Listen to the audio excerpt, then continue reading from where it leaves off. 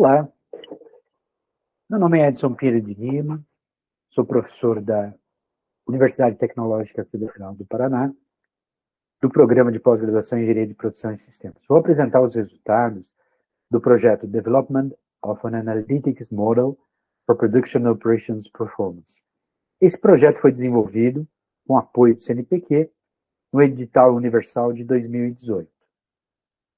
A temática principal é o uso de técnicas de inteligência artificial, como machine learning, né?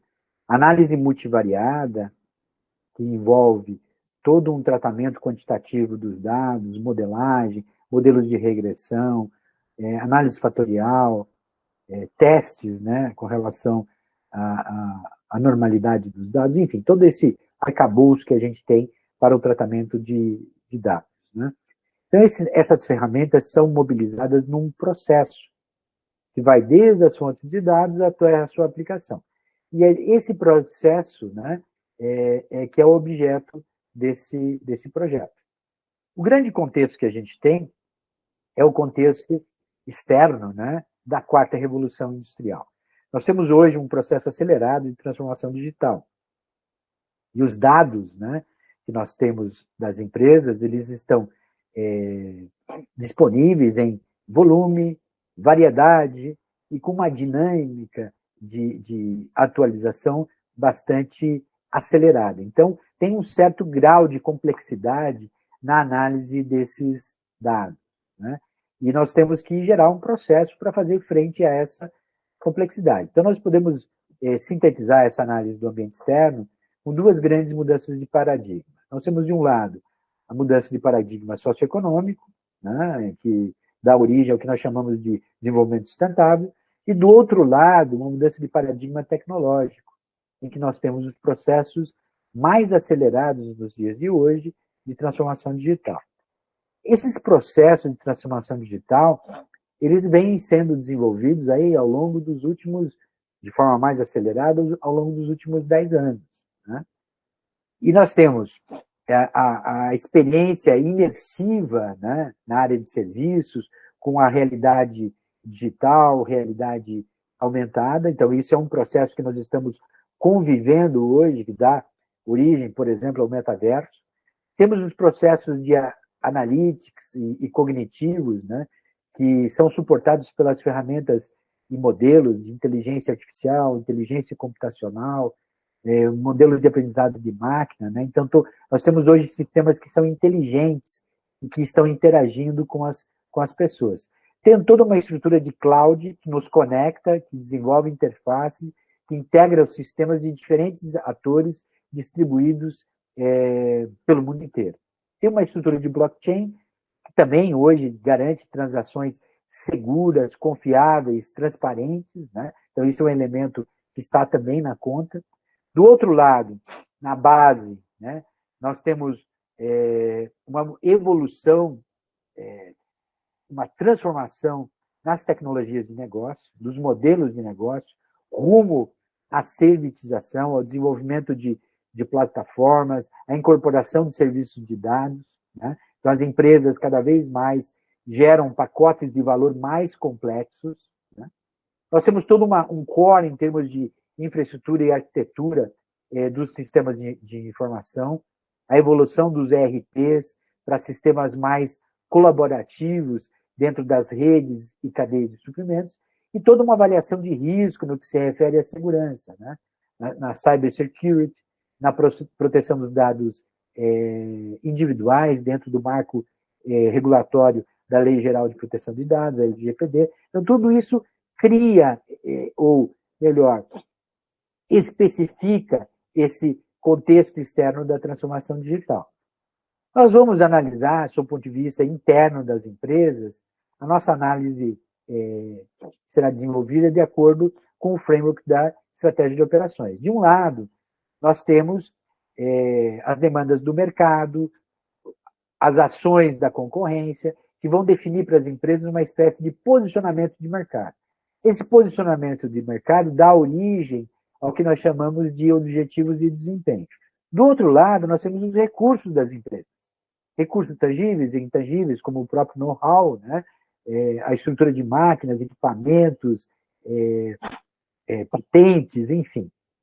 Temos os processos que definem toda a mobilização desses recursos, a aprendizagem no uso desses recursos, que vão criar o que nós chamamos de capacitações ou competências das operações. Essas competências das operações são base, né, para criar uma estrutura de conteúdo para as áreas de decisão.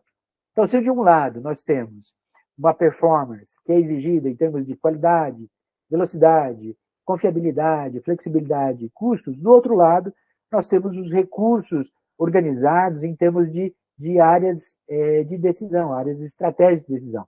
Temos de capacidade produtiva, de cadeia de suprimentos, tecnologia de processos, a própria engenharia organizacional e a reconciliação dessa visão interna, baseada em recursos, com a visão externa, baseada em mercado, isso é o que dá o que nós chamamos de conteúdo da estratégia de operações. Essa estratégia de operações é o contexto interno. Nós temos um ciclo de vida para análise dos dados.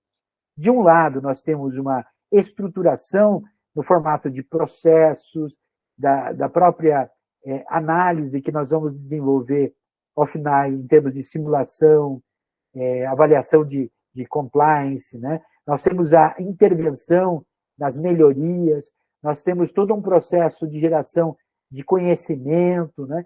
Tudo isso é suportado por serviços que ferramentas vão nos fornecer dentro de um ciclo de vida de análise dos dados.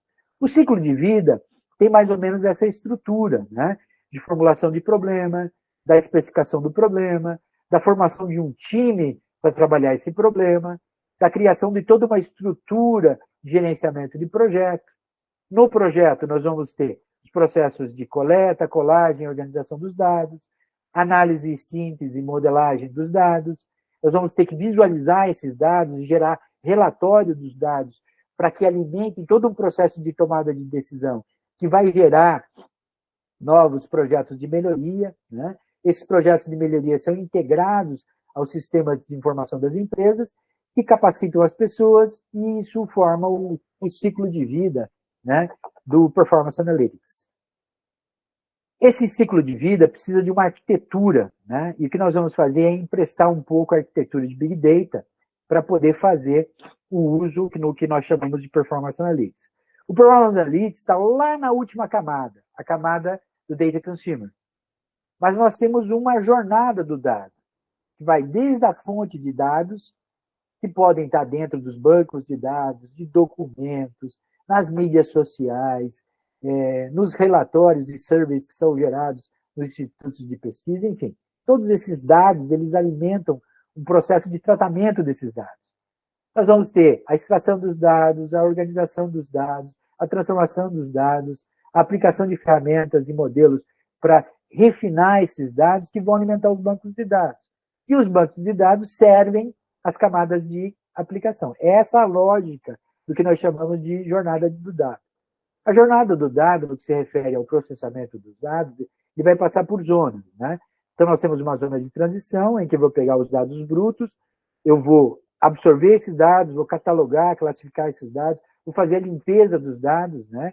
Tirando os outliers, preenchendo os dados faltantes, vou criar uma estrutura de metadados, vou anonimizar esses dados de acordo para proteger as empresas e as pessoas, vou validar esses dados, fazer o controle de qualidade desses dados, e daí vou entrar nos workflows que vão conectar esses dados tratados com as bases de dados das empresas. E depois essas bases de dados são acessadas pela camada de aplicação.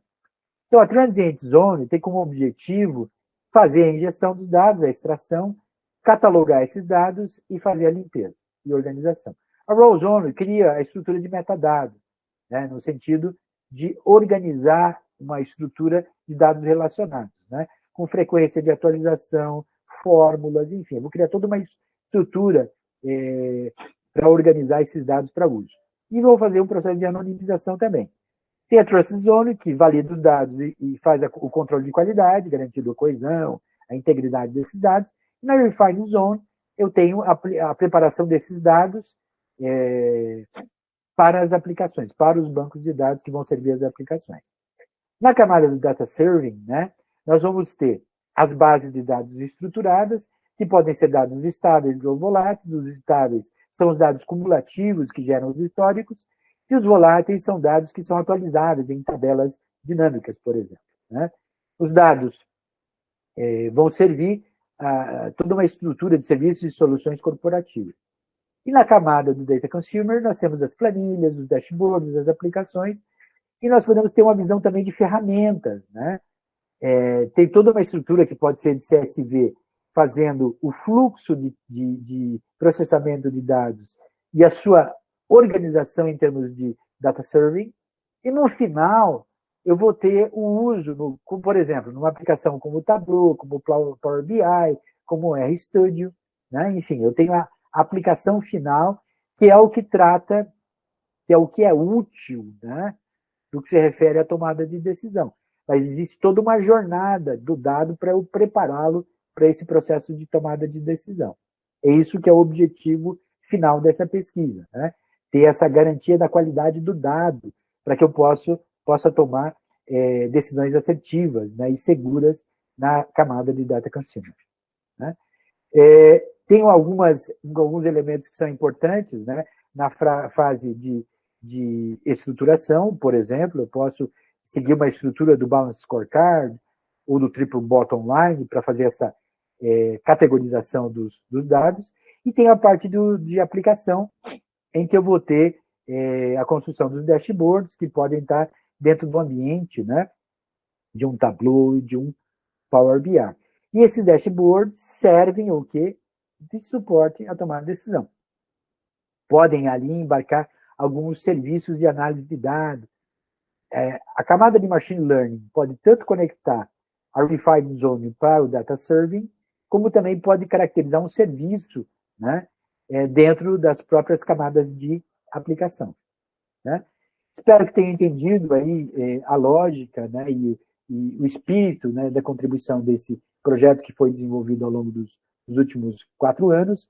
Nós fizemos alguns experimentos em empresas de serviços na área de saúde, de serviços na área financeira, de manufatura de bens, né, no setor automotivo. Então, o teste desse modelo da jornada do dado foi bem rico. E está saindo em breve uma tese de doutorado de um aluno orientado pela nossa equipe, né, que vai fazer uma síntese final de toda a contribuição desse projeto.